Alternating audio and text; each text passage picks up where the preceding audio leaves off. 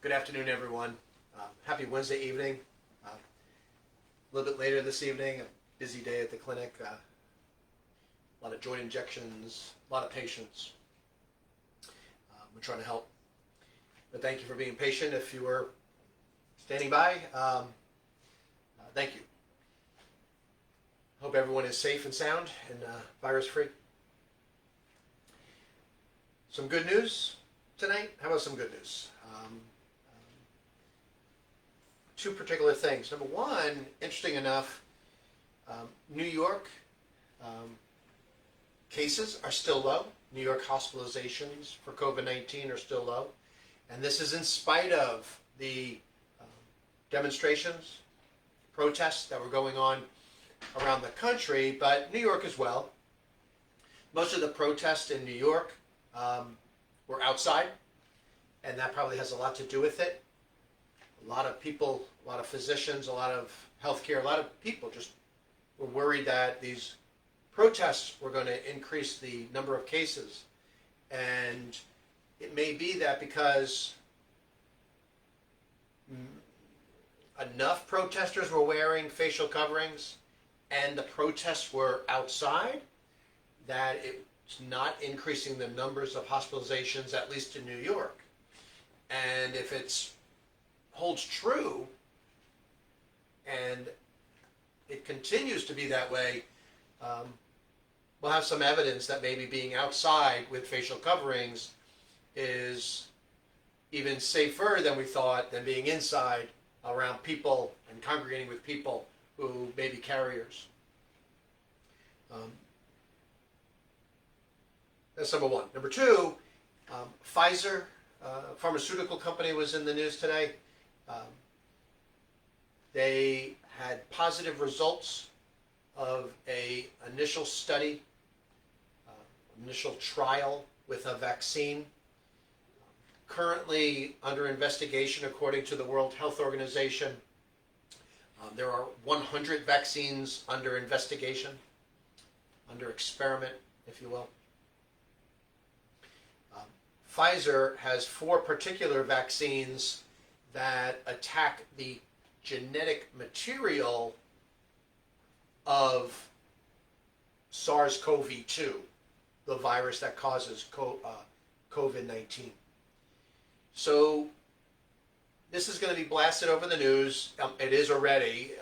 You may be aware that I'm cautiously optimistic for 2 reasons. Number one, the study was only 45 people, right? So it wasn't a very high-powered study. But early vaccine trials, we only use a few people, right? First, we have to see it's safe in a few people before we see if it's safe in a larger clinical trial. And when we find that it's safe in a larger clinical trial and effective, then we go forward and put it into use in the general population.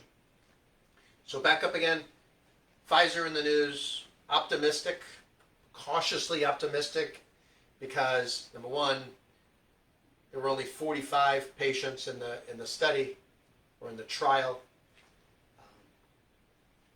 It showed that the vaccine did produce in some of the participants an adequate amount of antibody against the messenger RNA, or the genetic material of the virus, SARS CoV-2. And there were very few side effects. A couple of the participants had a low-grade fever with the vaccine, but it wasn't significant.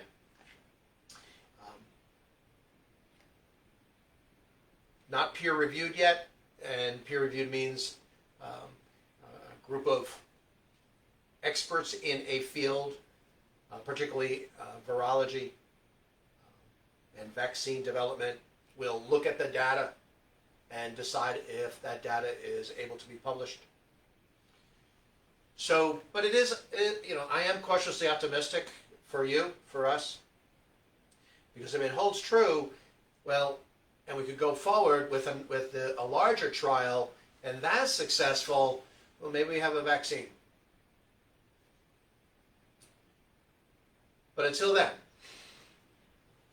we have no vaccine. We have no treatment.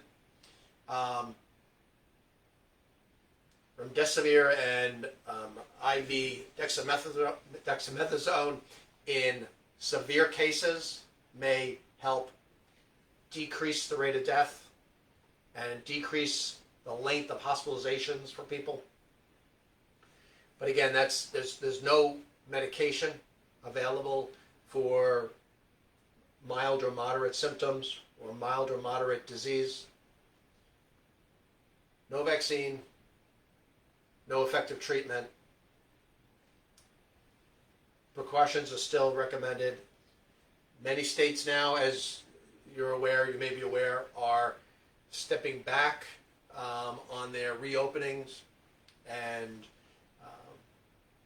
they found that necessary. What I'll just put back out to you,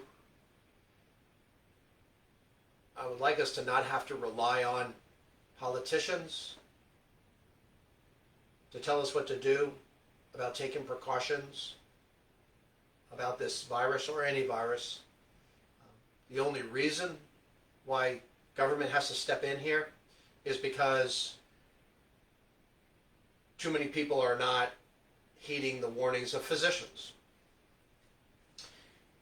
And I don't necessarily mean physicians on television.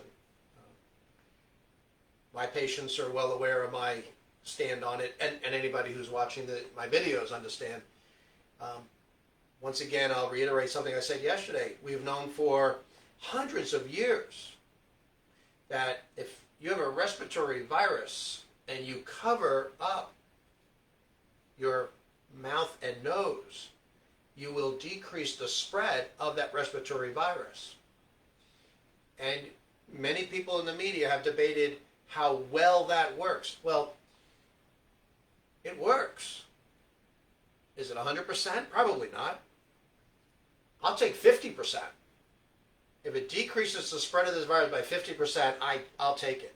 It just so happens it's without social distancing and just the facial covering, it's about 60 to 70% effective. With social distancing, it goes up to about 90% effective. With staying home, I mean, it's 100% effective. If you're not around somebody who has the virus or is a carrier, you're not going to catch it. Right? I'm not asking everybody to lock in their house.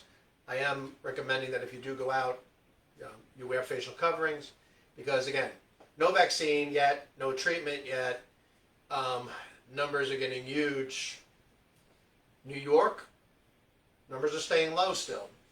My understanding from those I know who live in New York, many people are still using facial coverings. Many people are still avoiding bars, restaurants, and things. Now, the media is going to find places that they're going to show that where there's people congregating.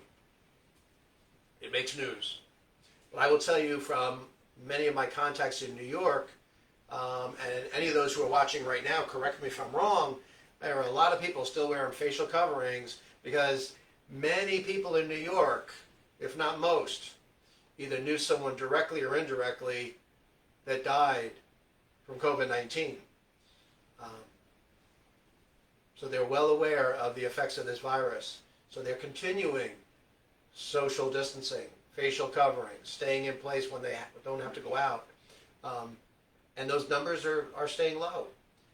My concern for New York, for you, whoever in New York, the virus leaves, other states are not taking the same precautions you are, the virus spreads and then bounces right back to you again.